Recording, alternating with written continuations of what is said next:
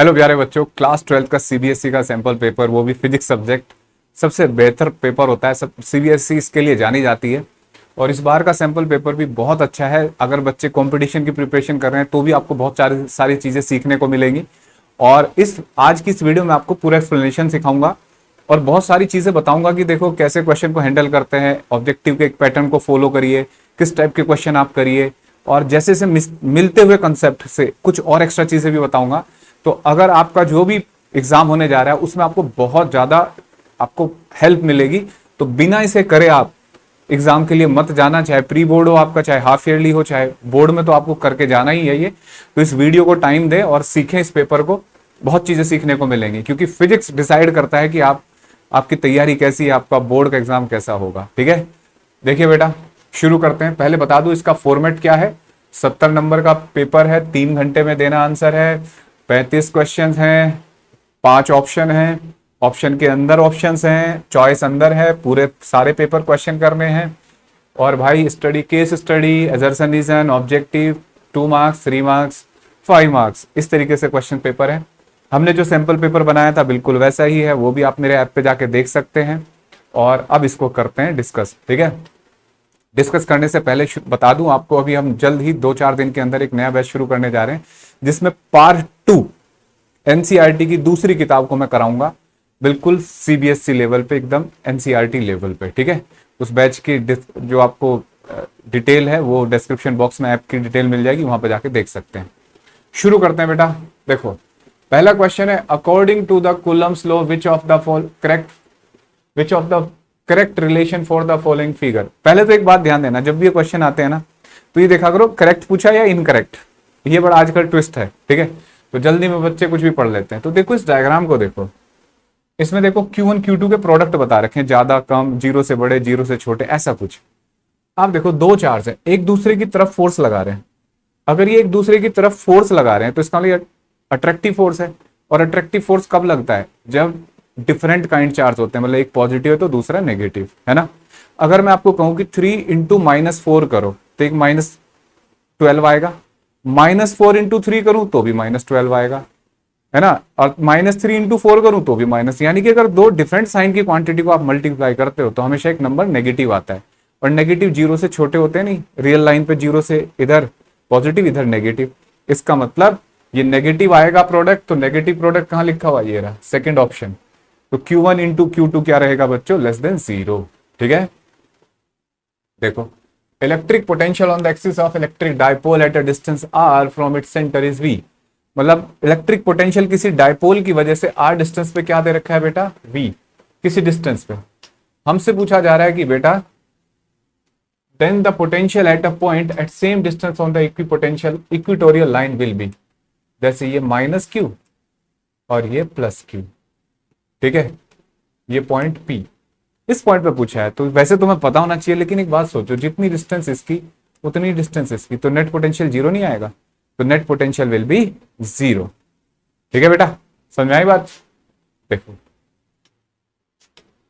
तो चौथा ऑप्शन सही था। अब देखो, temperature dependence on resistivity of a material A and B are represented by figure A and B respectively. Identify material A and material B. तुम देखो, resistivity temperature बढ़ाने से क्या हो रही है बच्चों? देखना, घट रही है ना।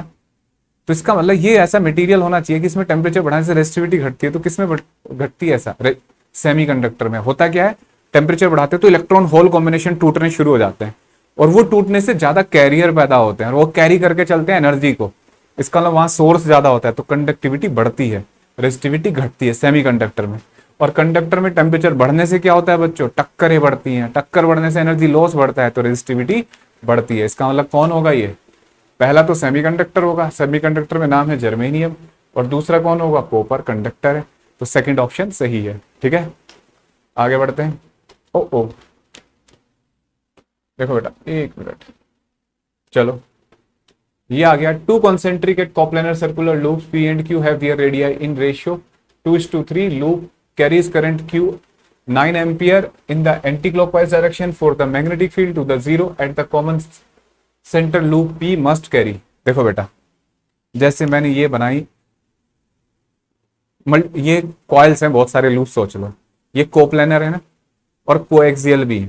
एक ही प्लेन में। अगर ऐसा बोले कभी कोप्लेनर है लेकिन नहीं, कोएक्सियल है लेकिन कोप्लेनर नहीं, परपेंडिकुलर, तो एक ऐसे और दूसरा ऐसे, ठीक है। अभी क्या है, कोप्लेनर बोले हैं, तो दो कॉयल ऐसे बनाएंगे। देखो बेटा कैसे बनाएंगे, जैसे ये दो कॉयल ले लिए हमने, ठीक है, इसका रेडियस R1, इसका रेडियस R2, ये P ये Q। इसने बोला है कि Q में करंट जो है क्लॉकवाइज है, ठीक है। तो P में बताओ, वैल्यू भी बताओ, और करंट कितना है, 9 एम्पियर, ठीक है, 9 एम्पियर करंट है। एक बात तो सोचो, अगर इसमें क्लॉकवाइज है और इस सेंटर पे मैग्नेटिक फील्ड, इसकी वजह से देखो अंदर की तरफ होगा, रूल लगाओ, ये पढ़ी है ना बातें आपने कि क्लॉकवाइज करंट होता है तो ये साउथ पोल बनता है, यानी कि मैग्नेटिक फील्ड बाहर, और एंटी क्लॉकवाइज है तो बाहर की तरफ, नॉर्थ, ऐसे। तो इसका अंदर होगा मैग्नेटिक फील्ड, है ना, और इसका आउटवर्ड होना चाहिए, तभी तो कैंसिल होगा। इसके लिए करंट एंटी क्लॉकवाइज, तो पहले तो समझ जाओ कि इसमें एंटी क्लॉकवाइज है, एंटी क्लॉकवाइज है तो ऐसे, ठीक है। तो इसमें क्या होना चाहिए बच्चों, 9, मतलब इसमें एंटी क्लॉकवाइज हुआ, तो इसमें क्या होना चाहिए, सोचो बेटा। अगर इसमें एंटी क्लॉकवाइज डायरेक्शन है करंट की क्यू में, तो ए में क्या होनी चाहिए, क्लॉकवाइज डायरेक्शन होनी चाहिए, नहीं, ठीक है। समझाई बात बच्चों।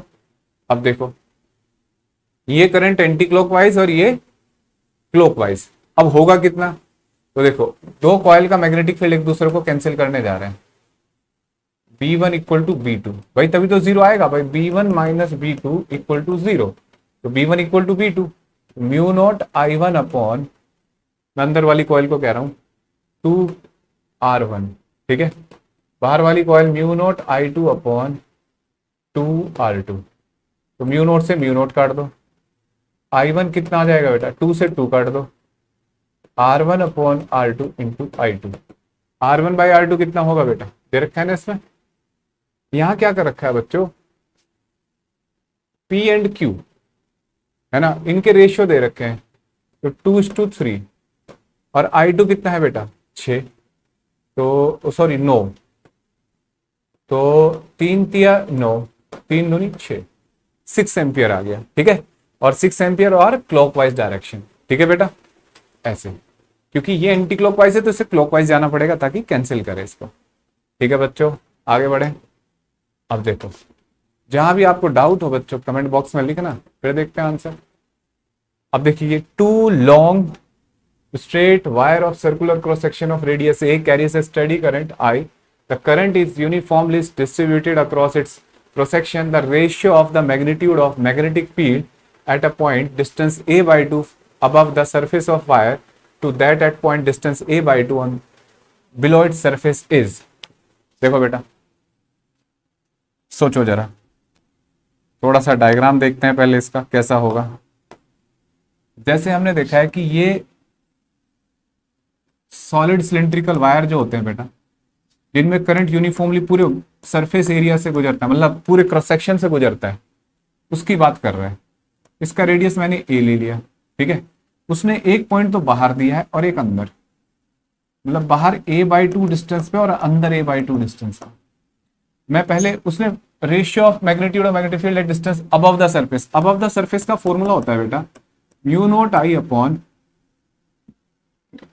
2 पाई और R, सेंटर से डिस्टेंस R, ये हो जाएगा बेटा mu naught I upon 2 pi, R कितना हो जाएगा भाई, radius A plus A/2, 3A/2, ठीक है।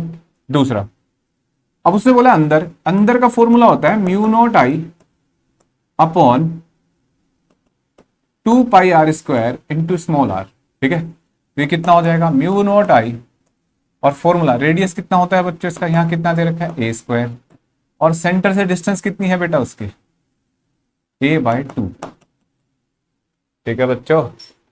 अब देखो डिवाइड कर दो, B1 बाय B2, बहुत सारी चीजें कट जाएंगी, म्यू नॉट I से कट जाएगा, 2 पाई से कट जाएगा, एक A इससे कटेगा और फिर इससे कट जाएगा, तो A का खत्म हो गया, ठीक है, ये हो गया बेटा। और देखो इसकी वैल्यू होगी 2/3 और नीचे आएगा 1/2, तो ये मल्टीप्लाई होके क्या हो जाएगा 2 × 2 4/3, तो क्या ऑप्शन है 4/3, हाँ ये रहा, ठीक है। समझ आ गया बच्चों। स्क्रीनशॉट लेते रहो, समझते रहो, आगे बढ़ते हैं। देखो बेटा, if the magnetising field on a ferromagnetic material is increase its permeability, decrease, increase, remain unchanged, first decrease then increase। देखो बेटा, यहां ध्यान से देखना, इसकी जो परमिएबिलिटी होती है वो, अब जैसे मैं तुम्हें एक ग्राफ दिखाता हूं, ऐसे भी समझ सकते हो। फेरो है ना ये, तो जैसे हमने B बाई एच ग्राफ बनाया था, B और ये H, ठीक है, ऐसे बना था ना। तो देखना बच्चों, जैसे जैसे हम आगे बढ़ते हैं ये स्लोप घटता जा रहा है ना, और B बाई एच क्या होगा, कहीं ना कहीं स्लोप होगा नहीं, एक दिन ये स्लोप जीरो हो रहा है, क्योंकि हमने पढ़ रखा है म्यू इक्वल टू क्या होता है बेटा, B बाई एच, है ना। तो ये स्लोप घटता जा रहा है, तो इसका मतलब फेरोमैग्नेटिक मटेरियल की वैल्यू, मतलब ये मैग्नेटाइजिंग फील्ड H को बढ़ाने से जो परमिएबिलिटी होगी वो क्या होगी, डिक्रीज होगी। ठीक है बेटा, समझाई बात, आगे बढ़ते हैं। नेक्स्ट देखो, ये बड़ा पेट क्वेश्चन है बच्चों। An iron core coil connected in series with an electric bulb with an AC source as shown in figure when iron piece is taken out of the coil। देखो, जब भी ऐसा क्वेश्चन आ जाए ध्यान रखना, हमेशा करंट देखो, बल्ब से ज्यादा करंट जाएगा तो ज्यादा ग्लो करेगा, कम करंट जाएगा तो कम ग्लो करेगा। इसी में पावर के क्वेश्चन होते हैं, बल्ब में पावर ज्यादा तो मतलब करंट ज्यादा, तो जितना ग्लो कराना है बल्ब को पावर ज्यादा होनी चाहिए। तो देखो बेटा, अब क्या लॉजिक है इसका, इसमें देखो ये इंडक्टर है L, ठीक है, ये रेजिस्टेंस है, तो इसका जो इंपीडेंस होता है बच्चों वो होता है R स्क्वायर प्लस एक्सएल का स्क्वायर। एक्सएल में इंडक्टेंस होता है, और इंडक्टेंस हमने पढ़ रखा है किस पे डिपेंड करता है, म्यू नॉट पाई R स्क्वायर N स्क्वायर, है ना, ऐसे इनटू लेंथ। तो अगर आप म्यू बढ़ाते हो तो L बढ़ता है, तो इसमें आपने पहले से आयरन भर रखा है, तो इसका मतलब L की वैल्यू बढ़ी हुई होगी तो Z बढ़ेगा। करंट जो होता है सर्किट में वो होता है E अपॉन Z, है ना, ERMS कह लो आप, चाहे E अपॉन Z। तो जब आपने इंडक्टेंस कम करा तो इंपीडेंस कम हो जाएगा, है ना भाई, आपने ये इंडक्टेंस की वैल्यू कम कर दी, आयरन निकाल दिया, तो आयरन निकालने से L की वैल्यू कम हो जाएगी, L की वैल्यू कम होने से XL कम हो जाएगा, XL कम होने से क्या हो जाएगा, Z कम हो जाएगा, और Z कम होने से बच्चों करंट बढ़ जाएगा। करंट बढ़ जाएगा इसका मतलब ज्यादा ग्लो करेगा, ठीक है, तो increase.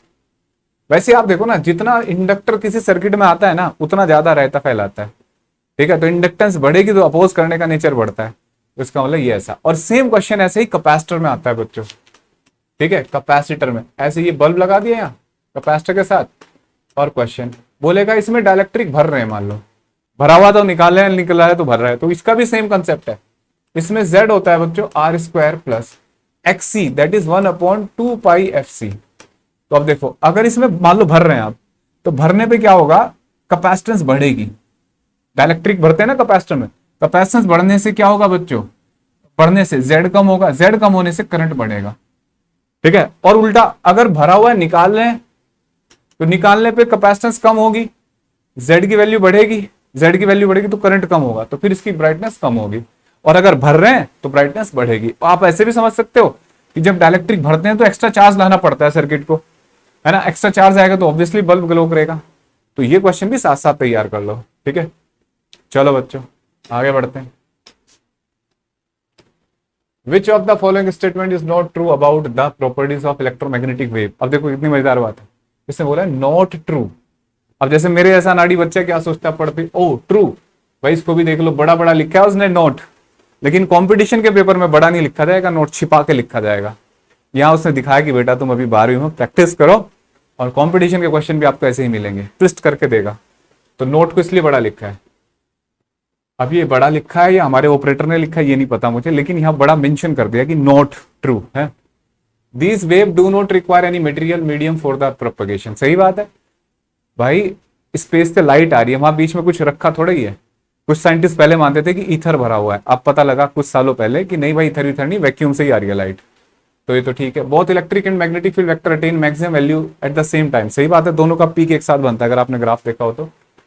Energy in the electromagnetic wave is divided equally between electric and magnetic fields. सही बात है, आधी आधी एनर्जी शेयर होती है, एनर्जी डेंसिटी इक्वल होती है।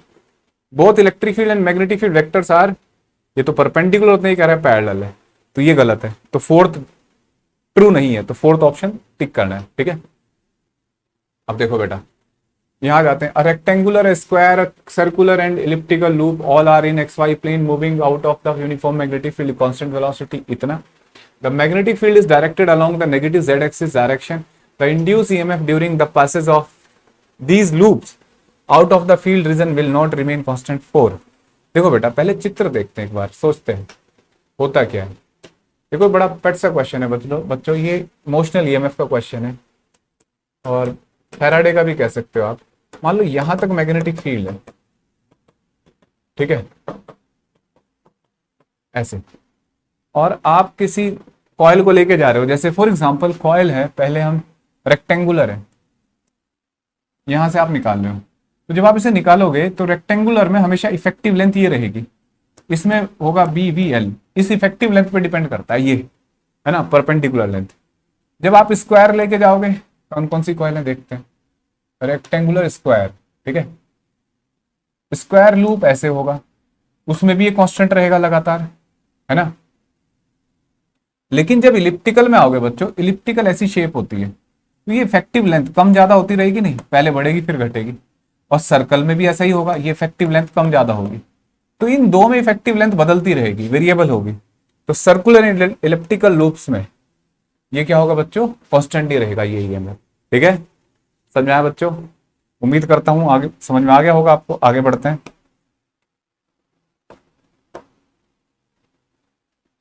ओ थोड़ा सा मिस हो गया इसमें, कोई बात नहीं, पता लग जाएगा।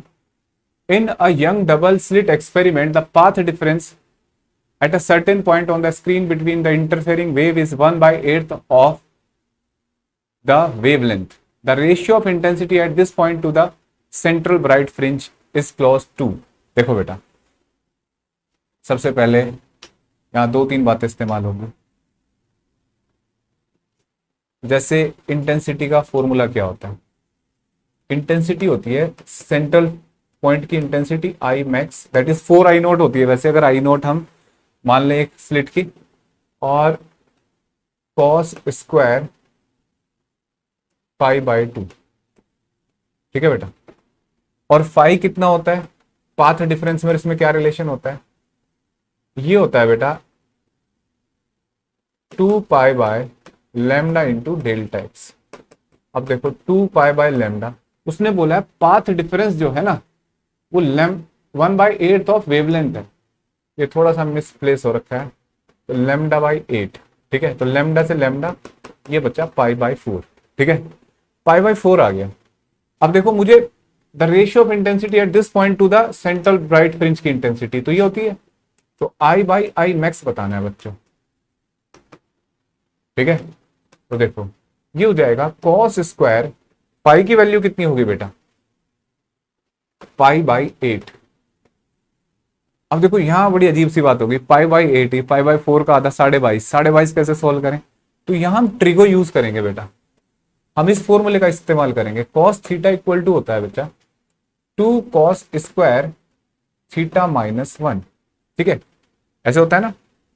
अब देखो यहां से कॉस स्क्वायर थीटा क्या आएगा, 1 + cos 2 θ/2 आएगा नहीं। अब देखो यहां से अगर हम इसे मान लें कि ये थीटा है, तो 2 थीटा कितना होगा, π/4, π/4 की वैल्यू तो हमें पता होती है, तो देखो कितना हो जाएगा ये, तो ये हो जाएगा 1 + cos π/4/2, यानी कि 1 + 1/π/4 कितना होता है बेटा, cos π/4 1/√2/2। जब आप इसे सॉल्व करोगे तो मुझे जो याद आ रहा है वो ये आंसर होता है, फोर्थ 0.85, ठीक है, कल भी मैंने क्लास में डिस्कस करा था बच्चों के साथ, तो ये आंसर ये है, ठीक है, 0.85। क्लियर है, मतलब यहां थोड़ा ट्रिकी बात है कि देखो π/8 की वैल्यू नहीं पता, तो हमने ट्रिगो का ये फॉर्मूला इस्तेमाल किया। क्लियर है, आगे बढ़ते हैं। अब अगले क्वेश्चन की तरफ, the work function of a metal surface is 4.0 14 electron volt, the threshold wavelength of this metal is. देखो बेटा, यहां आपको एक छोटा सा तरीका बताता हूं। जैसे वर्क फंक्शन दे रखा है, तो वर्क फंक्शन होता है, थ्रेशोल्ड वेवलेंथ पूछ रहा है, H C by lambda T. ठीक है, लेमडा नोट लिख सकते हो, आप पे डिपेंड करता है। और वर्क फंक्शन कितना है बेटा, 4.14 इलेक्ट्रॉन वोल्ट। आपने इसकी पूरे की वैल्यू याद कर लो, 1242 इलेक्ट्रॉन वोल्ट नैनोमीटर होती है। तो यहां से वेवलेंथ नैनोमीटर में आ जाएगी, नैनोमीटर में। ठीक है, तो बेटा ये वैल्यू कैलकुलेट करोगे तो जो भी ऑप्शन आपका है इजीली ये नैनोमीटर में आ जाएगी। उसमें फिर 10 की पावर -1 मल्टीप्लाई कर देना। मुझे जो उम्मीद लगती है ये आंसर आएगा 1442। ये तो 3 का मल्टीपल है ना इसके। अगर मैं यहां से इसको 100 ले लूं, देखना 3 गुना करो, 3 चौक 12, 3 एकम 3 और 1 4, 3 चौक 12, हाँ ये 3 टाइम्स हो गई। ठीक है, तो लेमडा आ गया, लेमडा टी ऊपर चला जाएगा 3 इंटू, और इलेक्ट्रॉन वोल्ट से इलेक्ट्रॉन वोल्ट काट दो, यूनिटी काट दो, और ये हो गया बेटा 10 100 इंटू नैनोमीटर, 10 की पावर -9 मीटर। अब हम देखो क्या कर सकते हैं, हम इसे 10 की पावर -10 लेना है, तो 300 है तो 3000 हो जाएगा नहीं, इंटू 10 की पावर -10 मीटर। ठीक है, ये आ जाएगा बेटा। क्लियर है, उम्मीद करता हूं बात समझ में आई होगी आपको। अब देखो इसके बाद बच्चों, radius of innermost electron orbit of hydrogen atom is 5.3 into 10 की power -9 11 metre. The ratio of the orbit n equal to 3। देखो बेटा, मुझे जो फॉर्मूला याद है, और तुम्हें भी यही याद होगा शायद, कि अगर ग्राउंड स्टेट का ऑर्बिट का जो रेडियस होता है किसी nth ऑर्बिट का, वो होता है 0.529, है ना, angstrom into n square by Z.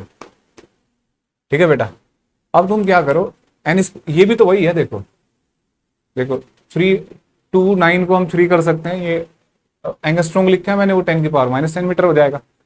N Z तो 1 है हाइड्रोजन के लिए, एन कितना हो जाएगा बेटा, 3 का 9 मल्टीप्लाई करके इसमें कौन सी वैल्यू आ रही है, तो 9 मल्टीप्लाई करके कौन सी वैल्यू आएगी बेटा इसमें, 9 इसमें करो, 9 27, ये आ रही है। ठीक है, बाकी कैलकुलेशन देख लो, वही 9 स्क्वायर हो जाएगा, ये ग्राउंड स्टेट में रेडियस आ जाएगा, मुझे तो यही लग रहा है यही आएगी, बाकी आप कैलकुलेशन से देखो। क्लियर है, अब देखो आगे बढ़ते हैं बच्चों। ऐसे करते करते बहुत बड़ा पेपर है। विच of the following statement about nuclear force is not true. देखो यहाँ पे भी, लेकिन इस बार हाईलाइट नहीं किया नोट, अब तुम्हें समझना है बच्चों। देखो देखो, नॉट ट्रू। ठीक है, nuclear force between two nucleon falls rapidly zero as their distance is more than few femtometre. हाँ, ये कुछ ऐसे गिरता है, एकदम बहुत तेजी से रैपिडली गिरता है। Nuclear force is much weaker then the coulomb force. यही बदतमीजी है, तो न्यूक्लियर फोर्स बहुत स्ट्रॉन्ग फोर्स होता है। ठीक है, और force is attractive for distance larger than, ये सही बात है, 0.8 वैल्यू है ना, इससे इधर पे ये रिपल्सिव होता है और इससे ज्यादा पे घटता है।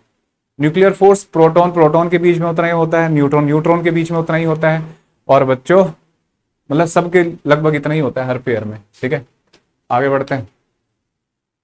If the reading of volt meter is V1 is 40 volt, इसकी रीडिंग 40 वोल्ट है, तो भैया हमसे पूछा जा रहा है दूसरे वाले की बताओ। ठीक है, ये क्वेश्चन बड़े पेट क्वेश्चन है बच्चों, कितनी रीडिंग 40 वोल्ट।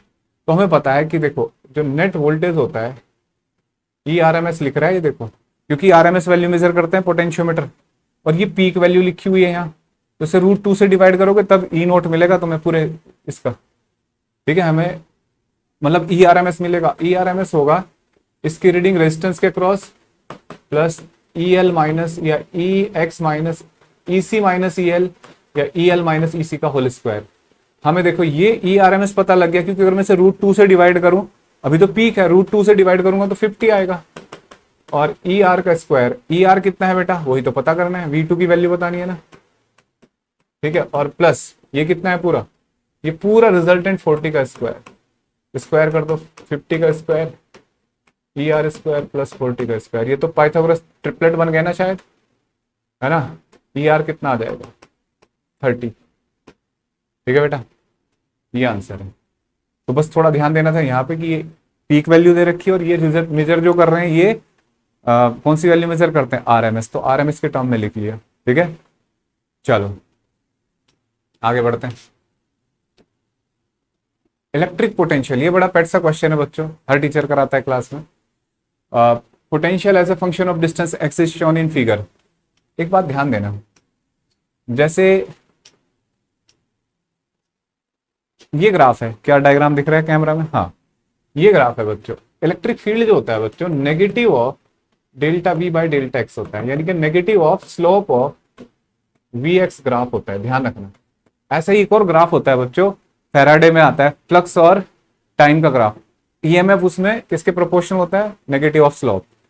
अब देखो यहां स्लोप पॉजिटिव है, ठीक है, तो स्लोप पॉजिटिव होगा और एक माइनस ये होगा तो नेगेटिव हो जाएगा ना, और कांस्टेंट है, स्ट्रेट लाइन का स्लोप फिक्स होता है, कांस्टेंट होता है, यानी कि बढ़ रहा है, एंगल तो सेम है ना, तो स्लोप कांस्टेंट है, स्लोप कांस्टेंट है और नेगेटिव, तो नेगेटिव देखो इनमें से एक यही है।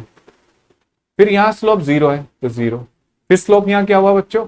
नेगेटिव, है ना, नेगेटिव हुआ ना, तो स्लोप अगर नेगेटिव हुआ है तो एक माइनस ये, तो माइनस माइनस इंटू क्या होता है? प्लस। ये आ गया बच्चों, ठीक है, कोई डाउट यहां तक? आगे बढ़ो, नेक्स्ट पॉइंट, टू स्टेट। अब ये आ गए एजर्सन रीजन, इनमें बहुत थोड़ा ध्यान से देखना है भाई, इसको सिखाता हूं मैं। Two statements are given, one label assertion, A label reason. और भाई इनमें देखो क्या करना होता है, both A and R true, R is correct explanation of A, ठीक है, ए आर एजर्शन रीजन सही है और लेकिन कनेक्शन नहीं है इनमें आपस में कोई। ए ट्रू है बट रीजन फॉल्स है, ए फॉल्स है, आर ऑल्सो फॉल्स, मतलब दोनों फॉल्स है, ठीक है। देखो बेटा अब ध्यान से सुनना, जैसे कितना इजी हो जाता है क्वेश्चन। पहले तो एक बात सोचो, पहले रीजन पढ़ो, ठीक है, लोग पहले एजर्शन पढ़ते हैं, एजर्शन मत पढ़ा करो, रीजन पढ़ा करो। क्यों? क्योंकि रीजन ना एक स्टैंडर्ड थ्योरी होती है कोई, और स्टैंडर्ड थ्योरी लगभग हर आदमी को पता होती है, ठीक। तो पहले रीजन पढ़ेंगे, उसके बाद एजर्शन पढ़ेंगे। Reason, doping always increase the number of electrons in the semiconductor. Doping हमेशा इंक्रीज करती है number of electron in semiconductor. तो बच्चों क्या ऐसा होता है? बोलो नहीं ना, डोपिंग में तो नंबर ऑफ होल्स भी बढ़ जाते हैं, डिपेंड करता है एन टाइप की डोपिंग कर रहे हैं या पी टाइप की डोपिंग कर रहे हैं। इसका मतलब ये गलत है, ठीक है। अगर ये सही होता तो फिर बोलते दैट्स वाई बोलते मन में और फिर पढ़ते अगले वाले को। अब यही गलत है, अब इसको देख लेते हैं भाई ये सही है गलत। Electrical conductivity of semiconductor increase on doping. हाँ, हम डोपिंग इसलिए करते हैं, थोड़ी सी कंडक्टिविटी बढ़ानी होती है, ये सही है। इसका मतलब कौन सा सही हुआ बच्चों? A is true but R is false. A true है और आर इज फॉल्स। कोई भी सपना साकार करने के लिए सबसे जरूरी है सही कोच का होना। चुनिए फिजिक्स मास्टर एकेडमी को और करे अपने नीट जेईई मेंस के VPY का सपना साकार। Download the app now. देखो अब ये दूसरा क्वेश्चन देखते हैं। जैसे इस क्वेश्चन में रीजन है fringe width is proportional to d by capital D. Reason पढ़ा हमने पहले, हमेशा रीजन पढ़ो पहले। अब तुम्हें पता है कि यार फ्रिंज विड्थ का फॉर्मूला होता है beta equal to d lambda by d, तो किसके प्रोपोर्शनल है? Capital D by small d. यही गलत हो गया है ना, तो अब दैट्स वाई बोलने की जरूरत नहीं है मन में। अब देखो, in an interference pattern observed in young double slit experiment, if the separation D between the coherent source as well as distance d of the screen from the coherent source are reduced to 1/3, then the new fringe width remained the same। मतलब small D और capital D को 1/3 कर रहा है, तो देखना जरा, beta dash मैंने d/3 कर दिया इसको, और डी को भी, स्मॉल डी को भी d/3 कर दिया। देखना बच्चों सेम नहीं रहा, सोचो, तो नो चेंज है, तो इसका लिए बात तो सही है। रीजन गलत है, एजर्सन सही है, ठीक है, रीजन गलत, एजर्सन सही, सी ऑप्शन ठीक है, ठीक है, सी करेक्ट करना। आगे बढ़ते हैं। Two statement are given, one label assertion, वो तो चलो वही बात थी। अब एजर्शन रीजन है, the energy of electron emitted from inside the metal surface is lost in collision with the other atom in the metal. सही बात है, जो इलेक्ट्रॉन मेटल के सरफेस से रिलीज होते हैं बच्चों, जब वो टकराते हैं ना बाकी सबसे भी, तो लॉस करते हैं। The photo electron produce by the monochromatic light beam incident on a metal surface have spread in their kinetic energy. सबकी काइनेटिक एनर्जी अलग अलग होती है। क्यों है ऐसा? क्योंकि कोई ज्यादा से टकरा के आया होगा, कोई कम से टकराया होगा। रैंडम एटम सब रैंडमली रहते हैं, कुछ की सबसे ज्यादा होती है। सबसे ज्यादा किसकी होती है? जिसे केवल वर्क फंक्शन ही निकालना होता है, बाकी सबको कोलिजन भी करने पड़ते हैं, इसलिए स्प्रेड होता है एनर्जी में। तो सही बात है, और ये कोलिजन की वजह से हो रहा है ऐसे स्प्रेड। तो देखो ऐसे पढ़ेंगे, energy of the electron emitted from inside the metal surface is lost in collision with the other atoms in the metal. Energy loss होती है कोलिजन में, दैट्स वाई। तो ये बात भी पढ़ के समझ में आ रहा है कि हाँ भाई ऐसा है। इसीलिए है कि काइनेटिक एनर्जी सबकी अलग क्यों है, क्योंकि एनर्जी कोलिजन में लॉस होती है और वो रैंडम होती है। ऐसे नहीं कि फिक्स है कि भाई इतनी लॉस होगी। रैंडम बैठे हो ना एटम, कोई एक, अब जैसे तुम क्लास में दौड़ना शुरू करो और भीड़ है और दो बच्चे दौड़ना शुरू क्लास में करें, तो जरूर कि बिल्कुल दोनों सेम लोगों से टकराएंगे, अलग अलग से टकराएंगे, किसी कोई मोटे से टकराए, कोई पतले से टकराएगा, सबका अलग होगा कोलिजन। तो इसलिए कुछ ऐसा है, ठीक है। तो ये बिल्कुल दोनों, इसका मतलब इसका ऑप्शन कौन सा सही होगा बेटा? ए, है ना, सही भी है एजर्सनेशन और एक दूसरे का एक्सप्लेनेशन भी है। एजर्सन का एक्सप्लेनेशन है reason. Electromagnetic wave with wavelength, देखो सेक्शन बी में आ गए हम, और ये 2 मार्क्स का क्वेश्चन है। तो जैसे ये इनके तो सोल्यूशन आपके पास है, लेकिन जो बढ़िया क्वेश्चन मैं उनको एक्सप्लेन कर दूं। ये जैसे इलेक्ट्रोमैग्नेटिक वेव का एक टेबल है 8.2 एनसीईआरटी में, इस टेबल को अच्छे से याद कर लो, उसके यूज भी लिख लो, उसके टेबल में बना लो अलग से। और नहीं बनाए तो बच्चों मेरे वीडियो होगी एक, देखो बच्चों एक ना मेरा सफल बैच था पिछले साल, मैंने उसमें पूरा टर्म 2 जो आपकी दूसरी किताब है ना उसको पूरी को एक्सप्लेन किया था with EM wave, electromagnetic wave. तो पूरा फोल्डर है, अगर आप नहीं चाहते किसी कोर्स में एनरोल करना तो उस कोर्स में फ्री है सब कुछ, सारा कंटेंट आप उसे कर सकते हो। और आप चाहते हो कि क्लास 12th का आपको अच्छे से तैयार करना है सिलेबस, तो उसके लिए हमारा एक नया बैच आने वाला है जिसमें मैं क्लास 12th की सेकंड बुक को तैयार करूंगा, सेकंड बुक के लिए, ठीक है। नॉमिनल सी फीस रखेंगे उसकी। देखो lambda 1 is suitable for radar system, radar और नेविगेशन, एयरक्राफ्ट नेविगेशन में माइक्रोवेव यूज होती है। दूसरा लैम्डा 2 वेवलेंथ है कोई जर्म्स को मारने के लिए, ultraviolet. Lambda 3 is use to improve visibility in runway, fog और मिस्ट, मतलब फोग धुंध वगैरह से बचने के लिए कौन से लैंप? तो फोग लैंप जो होते हैं ना बच्चों, इंफ्रारेड लैंप होते हैं, तो इंफ्रारेड होता है, ठीक है। तो इनके नाम बताने, वेवलेंथ के ऑर्डर, तुम्हें एक जैसे ऐसे याद करो, Reliance, mobile, India, very useful, x, gun, ठीक है। अब देखो कैसे याद रख सकते हो। आर से रेडियो, रेडियो वेव, एम से माइक्रोवेव, आई से इंफ्रारेड, वी से विजिबल, यू से अल्ट्रावायलेट, एक्स से एक्सरेज, जी से गामा रेज, ठीक है। और जैसे जैसे नीचे की तरफ जाते हैं तो फ्रीक्वेंसी बढ़ती है और वेवलेंथ घटती है, ठीक है। सबसे ज्यादा वेवलेंथ इसकी होती है और सबसे कम फ्रीक्वेंसी इस पूरे टेबल में, तो याद रखना है। चलो आगे बढ़ते हैं। ये क्वेश्चन है बेटा, इस क्वेश्चन में आपसे बोला गया है कि uniform magnetic field get modified when 2 specimen A and B are place in, मतलब 2 ऑब्जेक्ट रखे हुए, मैग्नेटिक फील्ड लाइन ऐसे दिखा रखी है। तो बच्चों ये तो पहले रिपेल कर रहा है ना स्लाइटली, सारा नहीं रिपेल कर पा रहा है क्योंकि कुछ लाइन अंदर भी दिखाई जा रही है। तो वीकली रिपेल कौन करता है? डायमैग्नेटिक। और ये पैरामैग्नेटिक है, लेकिन ये फेरो की तरह भी बिहेव कर, मतलब बहुत सही से नहीं बनाया इसमें। जैसे उन्होंने आंसर दिया कि भाई ये पैरा है, लेकिन रूल के अकॉर्डिंग अगर पूरी बात लगाएं तो फेरो बन सकता है। भाई सारी लाइनें इसे अंदर से दिखा रहे हैं, एक आध बाहर से दिखा देनी चाहिए थी, ऐसे हम बना दें। तो इसमें थोड़ा सा ये से सेटिस्फाई नहीं हूं मैं इसके क्वेश्चन से, मतलब 2-4 लाइन बाहर भी तो दिखाते हैं, क्योंकि पैरा सारी लाइनों को नहीं खींचता अपनी तरफ, तो तब ये पैरा माना जा सकता है। अदरवाइज उन्होंने तो आंसर में लिखा है कि ये पैरा है, ठीक है। लॉजिकली ये फेरो भी हो सकता था, तो मैंने अब बना दिया, अब ये आप समझ जाओ कि ये पैरा है, ठीक है। और बेटा ये फॉर्मूला है, सीधे न्यूमेरिकल दे रखा है। रेडियस जो होता है किसी भी न्यूक्लियस का radius R equal to R0 A की पावर 1/3, ठीक है। R0 होता है 1.2 फेम्टोमीटर, तो कर सकते हो, सीधे न्यूमेरिकल दे रखा है। लाइमन सीरीज की वेवलेंथ दे रखी है ना। सबसे शॉर्ट वेवलेंथ कौन सी होती है बच्चों? जब ग्राउंड से सबसे दूर से आता है तो सबसे बड़ी एनर्जी होती है। इसका फंडा समझ जाओ, न्यूमेरिकल तो आप कर जाओगे, फंडा समझाता हूं।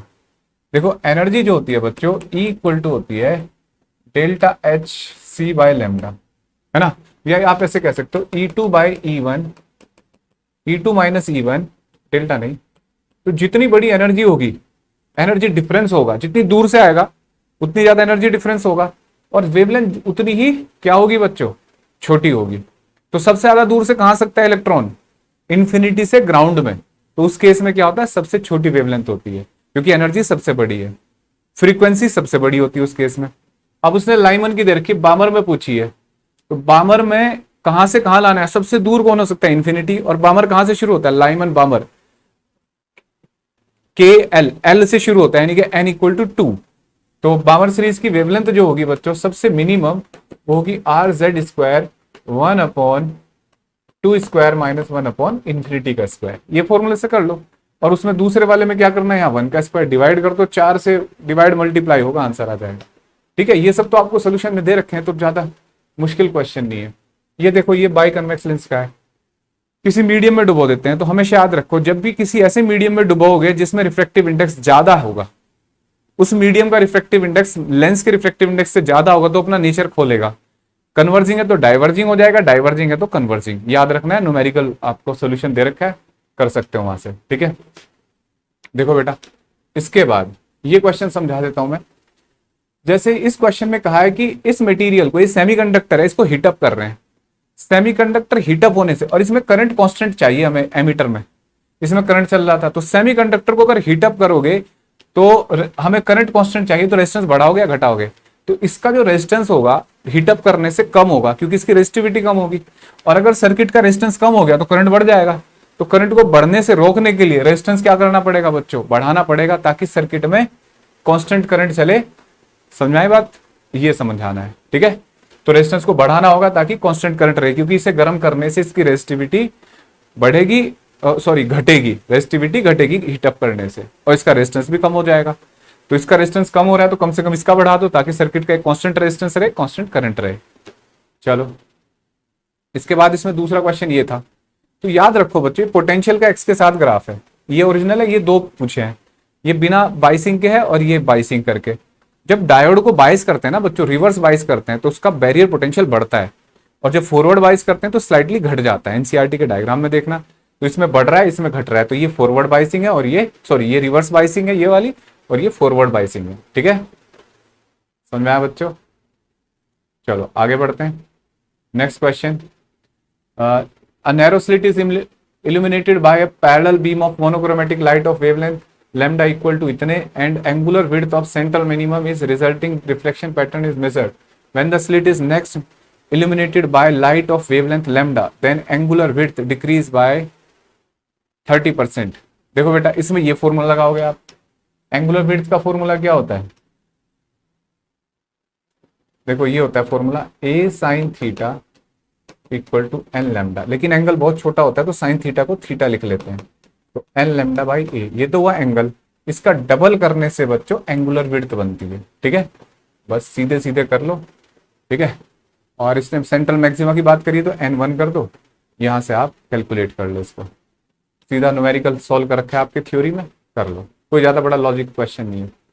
देखो ये सीधा सा क्वेश्चन होता है, ये आपके सब टीचर ने करा होगा, एनसीईआरटी का भी क्वेश्चन है एडिशनल का, एडिशनल नहीं एक्सरसाइज का सेकंड लास्ट या लास्ट, कि ये प्लस चार्ज डेंसिटी है माइनस, यहाँ पे इलेक्ट्रिक फील्ड पॉजिटिव से क्या होगा बच्चों अवे, और नेगेटिव से उसकी तरफ, और होता सबकी वजह से सेम है, डिस्टेंस पे डिपेंड नहीं करता, लार्ज प्लेट होती है जब, तो बाहर क्या हो जाएगा बच्चों 0, और अंदर दोनों का ऐड नहीं हो जाएगा, तो sigma bye 2 epsilon not plus sigma bye 2 epsilon not कितना हो जाएगा, इस सिग्मा बाय एप्सिलॉन नॉट, और यहाँ कैंसिल हो जाएगा।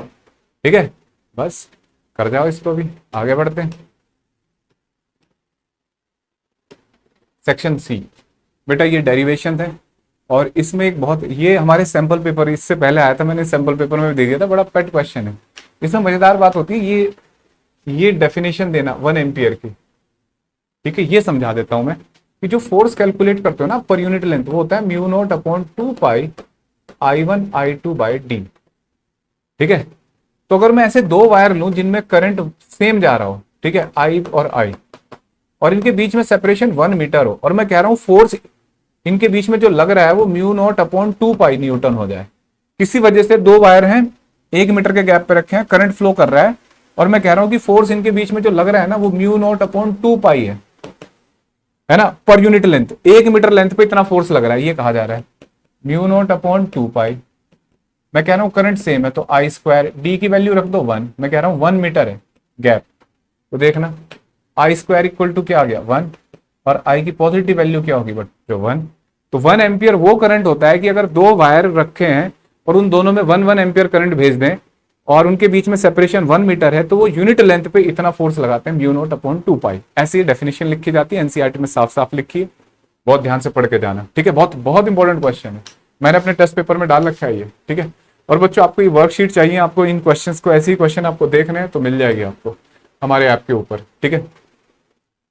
अब देखो मैग्नेटिक फील्ड टाइम के साथ कैसे वेरी करता है। मैग्नेटिक फील्ड टाइम के साथ ऐसे वेरी कर रहा है, और बच्चों एक कॉइल है जिसका रेडियस है 12 सेंटीमीटर, सर्कुलर लूप, और रेजिस्टेंस है 8.5 रेजिस्टेंस, और हमें बताना है इसमें इंड्यूस करंट। तो पहले एक बात देखो, ये भी ऐसे क्वेश्चन वहां भी बताया था ना मैंने, इसको थोड़ा समझो बेटा। कॉइल है, ठीक है, और रेडियस आर है, तो फ्लक्स कितना होगा, magnetic field into pi r square. तो ईएमएफ होता है minus delta phi by delta t, और ईएमएफ अपॉन रेजिस्टेंस क्या होता है बेटे, करंट। आई इक्वल टू हो जाएगा -1 बाई आर डेल्टा फाइव, है ना। और ये देखो यहाँ मैग्नेटिक फील्ड वेरी कर रहा है, तो पाई आर स्क्वायर बाहर आ जाएगा, तो delta B by delta t बचा नहीं, समझ रहे हो बेटा। पाई इक्वल टू होता है बी इंटू एरिया, तो एरिया बाहर निकल आई है, तो ये rate of change of magnetic field है, और ये स्लोप से नहीं पता लग जाएगा। ये वैल्यू पहले इस इंटरवल में स्लोप कितना है 1/2, ठीक है, तो इस इंटरवल में इसकी वैल्यू रखते हैं ना 1/2, इसमें ये 0 होगा तो कोई फ्लक्स नहीं होगा इस दौरान। फिर इस इंटरवल में ये -1/2 आ रहा है क्योंकि स्लोप नेगेटिव है, और इधर से देखते हैं तो ये 1 और ये 2, एंगल इधर से देखेंगे ना एंगल स्लोप नेगेटिव है, तो इसमें ये इस वाले इंटरवल में ये हो जाएगा -1/2, ठीक है बेटा। बस सॉल्व कर लो, और इसमें 0 होगा, तो इस तरीके से आपको ये, और ग्राफ भी प्लॉट करा रहे हैं इंड्यूस करंट का, तो ऐसे ही आपको ऐसे प्लॉट करना है, ये यहाँ इंड्यूस करंट ऐसे नेगेटिव, यहाँ 0, फिर पॉजिटिव, ठीक है बेटा, इस तरीके से लिखना है इसको। डाउट यहाँ तक, आगे बढ़ते हैं। N AC source generating a voltage इतना इतना, ये तो एकदम बेटा डेरिवेशन है, तो इसको खुद करो, ये भी डेरिवेशन है, ठीक है, पढ़ो इनको। और ये देखो, मतलब यहाँ एक क्वेश्चन है कि रेडिएशन है उसकी फ्रीक्वेंसी 10⁻15 हर्ट्ज है, एक सरफेस फोटो एमिशन नहीं कर रहा है, इसका मतलब उसकी जो, कब नहीं कर सकता कोई सरफेस फोटो एमिशन, जब उसकी फ्रीक्वेंसी थ्रेशोल्ड फ्रीक्वेंसी से कम का उस पर रेडिएशन डाल रहे हो, इसका मतलब उसकी थ्रेशोल्ड फ्रीक्वेंसी ज्यादा है और ये कम डाल रहे हैं रेडिएशन। इसमें हैव जीरो काइनेटिक एनर्जी, मतलब जस्ट बाहर आ गया, दौड़ नहीं रहा है, इसका मतलब ये थ्रेशोल्ड फ्रीक्वेंसी के जस्ट बराबर है। इलेक्ट्रॉन आ तो गया सरफेस से लेकिन दौड़ नहीं रहा, तो सारी एनर्जी उसको निकालने में बाहर आई, इसका मतलब वर्क फंक्शन के बराबर है, तो ये थ्रेशोल्ड के बराबर होगी। और अगर बाहर आके भी दौड़ रहा है, इसका मतलब उसकी फ्रीक्वेंसी थ्रेशोल्ड फ्रीक्वेंसी कम है, इस वैल्यू से कम है, ये एक्सप्लेनेशन है इसका। और बेटा ये क्या रिप्रेजेंट करता है, तो ये वोल्टेज को नहीं रिप्रेजेंट करता, जब हम फोटो इलेक्ट्रिक इफेक्ट बनाते हैं तो वहां पोटेंशियल को रिप्रेजेंट करता है ये पार्ट, और ये किसको बताता है, करंट को, ठीक है। तो potential difference across the plates, है ना। और एक्स क्या है, एक्स बता दिया, और ए क्या है बच्चों, स्टॉपिंग पोटेंशियल। यहाँ पे पोटेंशियल, ये वो पोटेंशियल होता है जब करंट 0 होता है, तो ए स्टॉपिंग पोटेंशियल है, ठीक है। और बच्चों फ्रीक्वेंसी अलग अलग कर दें तो रेडिएशन कैसे बनता है, तो आपको पता है फ्रीक्वेंसी बदलने से स्टॉपिंग पोटेंशियल बढ़ेगा, मैक्सिमम सैचुरेशन करंट नहीं बदलेगा, ठीक है, वो ग्राफ आपको दिखा रखा है। इसमें तीसरे में कर दिया कि इंटेंसिटी बढ़ा रहे, तो इंटेंसिटी बढ़ाने से स्टॉपिंग पोटेंशियल नहीं बदलता, क्या बदलता है बच्चों, सैचुरेशन करंट बढ़ता है, सैचुरेशन करंट बढ़ जाएगा, ठीक है। और बेटा ये भी एक सिंपल सा न्यूमेरिकल है, सीधे सीधे करो, सोल्यूशन दे रखा है इसका।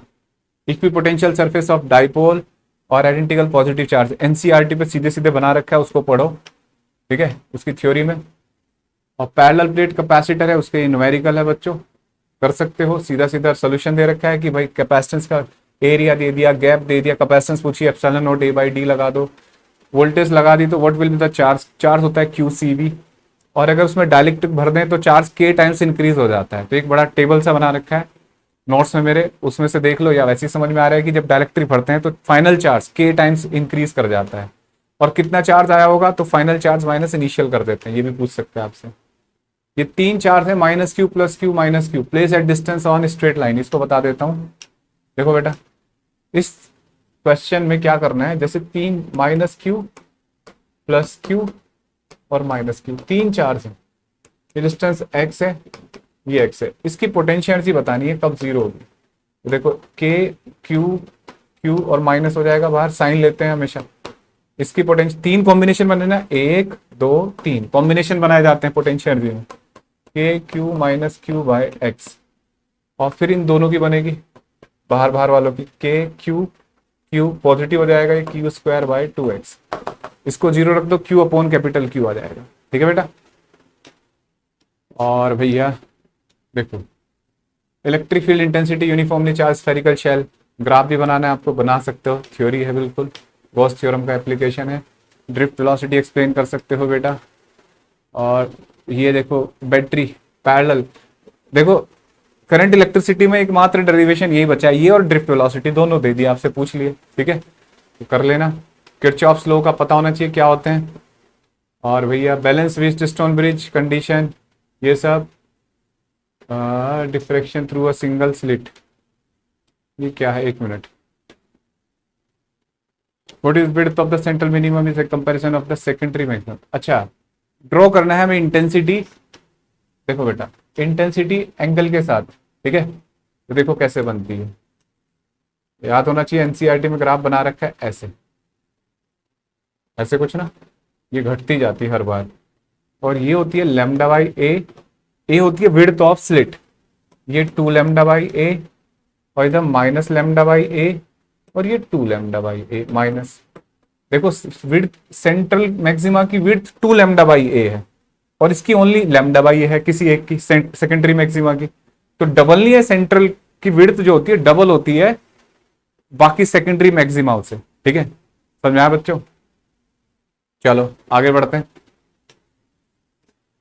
इसके बाद ये रे दिखा रखी है और इसका एंगल दे रखा है, ये शायद 2/√3 है। तो जब आप इसका क्रिटिकल एंगल फाइंड करते हो तो वो आ जाता है 60 डिग्री। तो देखो जैसे ये लाइट आई ऐसे, ये नॉर्मल हुआ, ये 90, ये 30, 60 डिग्री पे आके गिरती है। तो जब आप इसका क्रिटिकल एंगल फाइंड करोगे ना sin θc, वो भी ये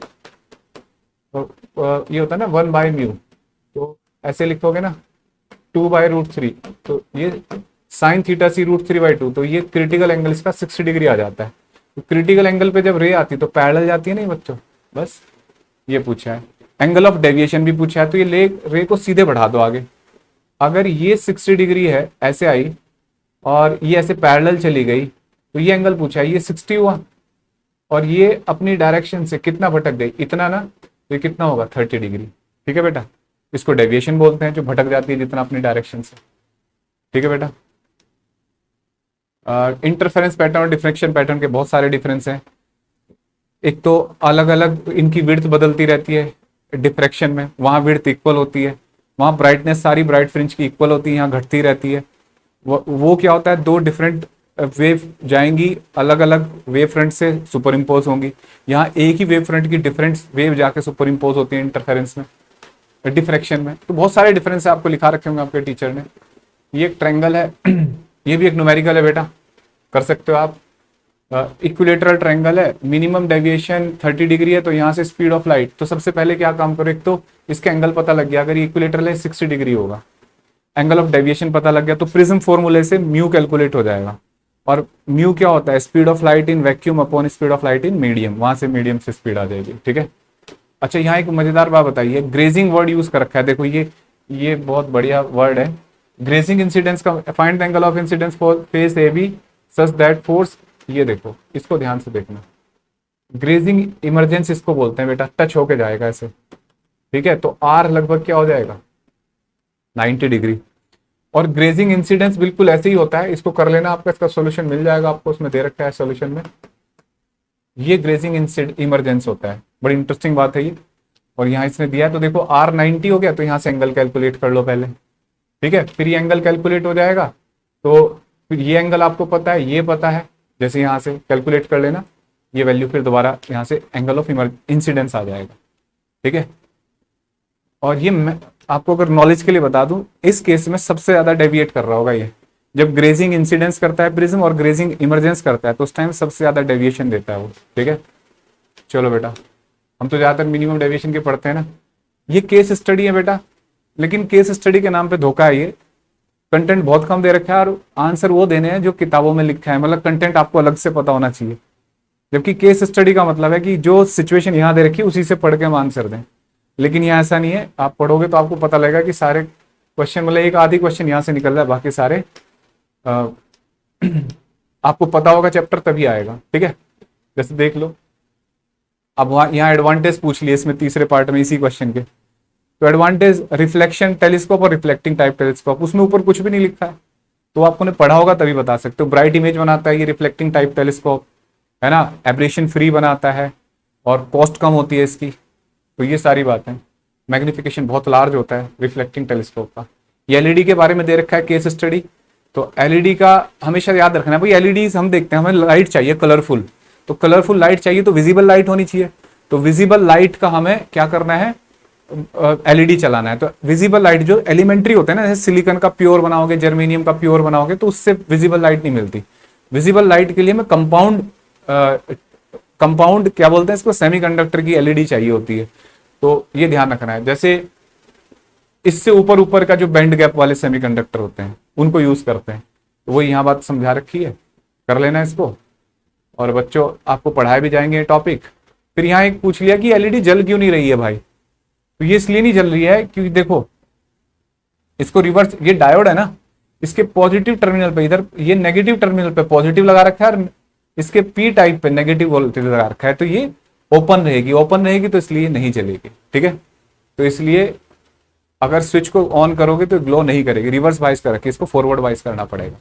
तो इस तरीके से बच्चों मैंने आपको आज सारे क्वेश्चंस बताए ये, और ये आपका पेपर डिस्कस कर दिया। आप इस पेपर को बैठ के खुद से सॉल्व करिए, जो न्यूमेरिकल पोर्शन और सब्जेक्टिव पोर्शन उसको लिख के देखिए। और बच्चों अभी आपको कोई और किसी 12th का अगर आपको लगता है कि हाफ ईयरली अच्छा नहीं गया, तो आप हमारे बैच में आ सकते हैं, 2-3 दिन में वो बैच लॉन्च हो रहा है, उसे ज्वाइन कर सकते हैं। और जेई मेन, KVPY तो खैर बंद हो गया, जेई मेन, नीट और ओलंपियाड की हमारे ऐप के ऊपर टेस्ट सीरीज हैं, 1 ईयर 2 ईयर, वो सारी आप देख सकते हैं। और भी बहुत सारे बैच हैं मेरे लाइव बैच, उनमें भी आ सकते हैं। थैंक यू बच्चों।